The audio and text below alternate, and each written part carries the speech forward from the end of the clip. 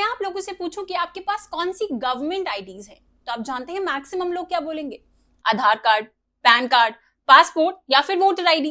But India में government के बहुत सारे ऐसे कार्ड्स भी हैं जिनके बारे में लोगों को पता ही नहीं होता, और इन्हीं कार्ड्स के थ्रू आपको health treatment, pension, scholarship, worker benefits और भी बहुत सारे गवर्नमेंट बेनिफिट्स मिल सकते हैं, वो भी बिल्कुल फ्री में। और सबसे इंपॉर्टेंट बात जानते हैं, वो ये है कि इनमें से काफी कार्ड्स के लिए आप घर बैठे ऑनलाइन भी अप्लाई कर सकते हो। तो फिर इस वीडियो में हम 7 इंपॉर्टेंट गवर्नमेंट कार्ड्स देखेंगे जो 2026 में आपके या आपके फैमिली मेंबर्स के पास होने चाहिए। साथ ही में ये भी बताऊंगी कि हर कार्ड का रियल बेनिफिट क्या है, कौन से लोगों के लिए यूजफुल है और ब्रॉडली अप्लाई कैसे करना है। आप देख रहे हैं पॉइंट ब्लैंक। चलिए शुरू करते हैं पहले कार्ड से जो आपके फैमिली के मेडिकल एक्सपेंसेस में डायरेक्ट हेल्प कर सकता है। तो सबसे पहला कार्ड है आयुष्मान भारत गोल्डन कार्ड, जो स्पेशली हेल्थ ट्रीटमेंट के लिए काफी इंपॉर्टेंट है। अगर आपके फैमिली में parents, grand parents, senior citizen या लो इनकम कैटेगरी के मेंबर्स हैं, तो सबसे पहले इस कार्ड की एलिजिबिलिटी चेक करनी चाहिए। इस कार्ड के थ्रू एलिजिबल फैमिलीज को हर साल 5 लाख रुपए तक का फ्री हेल्थ ट्रीटमेंट मिल सकता है। ये ट्रीटमेंट गवर्नमेंट हॉस्पिटल्स और आयुष्मान भारत से लिंक्ड प्राइवेट हॉस्पिटल्स में कैशलेस हो सकता है। बट यहाँ पर एक इंपॉर्टेंट पॉइंट समझना जरूरी है, ये 5 लाख रुपए जनरली हर पर्सन के लिए अलग अलग नहीं होता, बल्कि पूरी फैमिली के लिए कंबाइंड ईयरली लिमिट होती है। मतलब कि फैमिली के सब मेंबर्स मिला के 5 लाख रुपए तक का फ्री ट्रीटमेंट यूज कर सकते हैं। अब एलिजिबिलिटी की बात करें तो अगर आपका नाम SCCC 2011 डेटा में है, आप एलिजिबल राशन कार्ड कैटेगरी में आते हो, कुछ वर्कर या लेबर कैटेगरीज में आते हो, या घर में 70 साल से ऊपर के सीनियर सिटीजन हैं, तो आप एलिजिबल हो सकते हो। इसके लिए आप आयुष्मान भारत की ऑफिशियल वेबसाइट या फिर ऐप पर जाकर आधार नंबर या मोबाइल नंबर से अपनी एलिजिबिलिटी चेक कर सकते हो। अगर आपका नाम एलिजिबल लिस्ट में है तो कार्ड जनरेट करके उसे डाउनलोड कर सकते हो। बस ट्रीटमेंट से पहले एक चीज जरूर ध्यान रखना, जिस हॉस्पिटल में आप जा रहे हो वो आयुष्मान भारत के नेटवर्क में इम्पैनल्ड है या नहीं, वरना कार्ड होने के बाद भी वहां कैशलेस ट्रीटमेंट नहीं मिलेगा। अब बात करते हैं नेक्स्ट इंपॉर्टेंट कार्ड की, जो है आभा कार्ड। ये Ayushman Bharat health account card होता है और ये ऑलमोस्ट हर एज ग्रुप के लिए यूजफुल है, चाहे आप स्टूडेंट हो या फिर वर्किंग प्रोफेशनल हो या फिर सीनियर सिटीजन। इस कार्ड का मेन काम है आपके हेल्थ रिकॉर्ड्स को एक जगह पर ऑर्गेनाइज करना, जैसे डॉक्टर की prescription, lab reports, blood test, MRI report, medicine का रिकॉर्ड और पास्ट ट्रीटमेंट हिस्ट्री, ये सब आभा अकाउंट के थ्रू डिजिटली एक्सेस हो सकता है। इसका एक प्रैक्टिकल यूज हॉस्पिटल में भी होता है। कई गवर्नमेंट हॉस्पिटल्स में आभा कार्ड के थ्रू आप QR कोड स्कैन करके टोकन ले सकते हो, जिससे रजिस्ट्रेशन प्रोसेस फास्ट हो सकता है और लंबी लाइन में वेट करने की प्रॉब्लम कम हो सकती है। इसका सबसे बड़ा फायदा इमरजेंसी में समझ आता है। अगर कभी पेशेंट के पुराने रिपोर्ट्स या मेडिसिन याद नहीं है, तो आभा के थ्रू डॉक्टर को ट्रीटमेंट हिस्ट्री समझने में काफी हेल्प मिल सकती है। इससे डॉक्टर को जीरो से गेस करने की बजाय बेटर डिसीजन लेने में हेल्प मिलती है। आभा कार्ड बनाने के लिए आपके पास आधार कार्ड या फिर ड्राइविंग लाइसेंस होना चाहिए। आप ऑफिशियल आभा ऐप या वेबसाइट पर जाकर कार्ड क्रिएट कर सकते हो। और एक इंपॉर्टेंट बात, आपका हेल्थ डेटा कोई भी हॉस्पिटल या डॉक्टर अपने आप एक्सेस नहीं कर सकता। डेटा एक्सेस करने के लिए आपकी परमिशन जरूरी होती है। चलिए अब बात करते हैं नेक्स्ट कार्ड की, जो है ई श्रम कार्ड।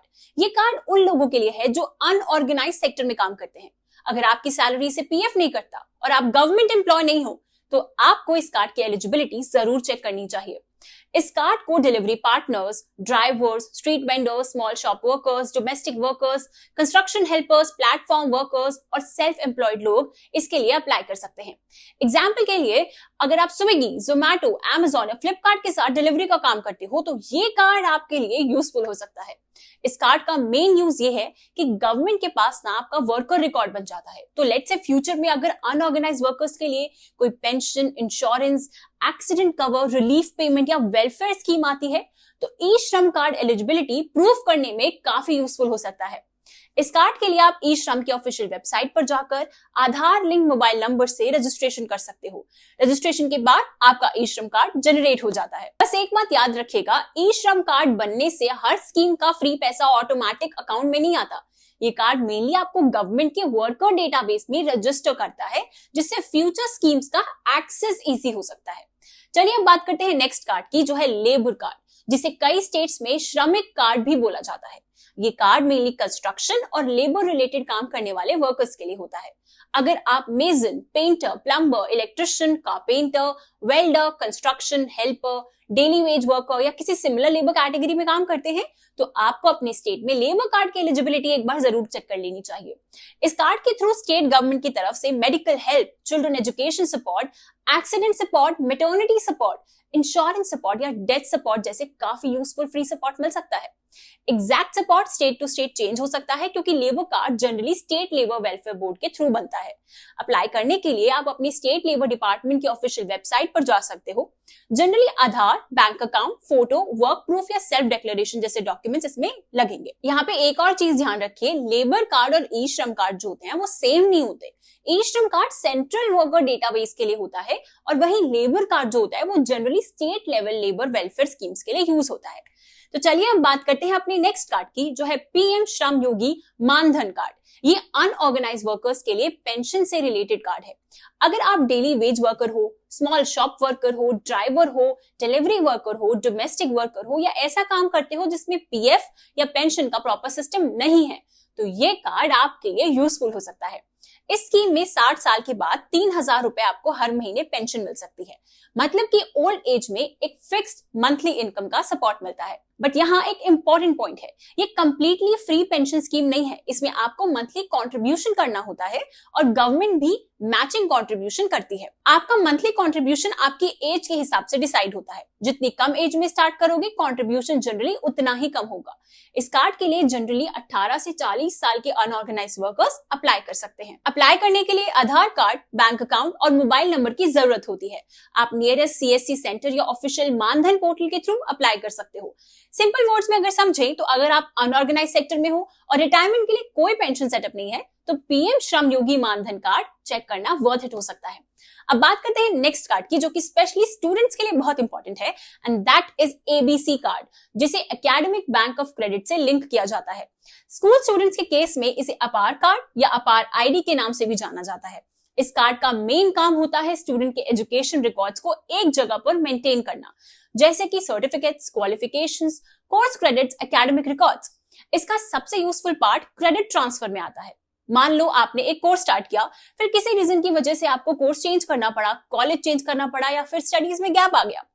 ऐसे केसेस में एबीसी कार्ड के थ्रू आपके एकेडमिक क्रेडिट्स का रिकॉर्ड मेंटेन रह सकता है।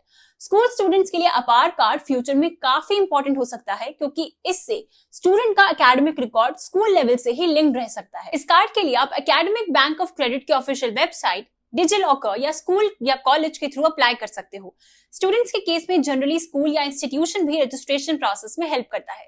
सिंपल वर्ड्स में, अगर आप स्टूडेंट हो या आपके घर में स्कूल या कॉलेज गोइंग कोई बच्चा है तो ये कार्ड इग्नोर मत करना।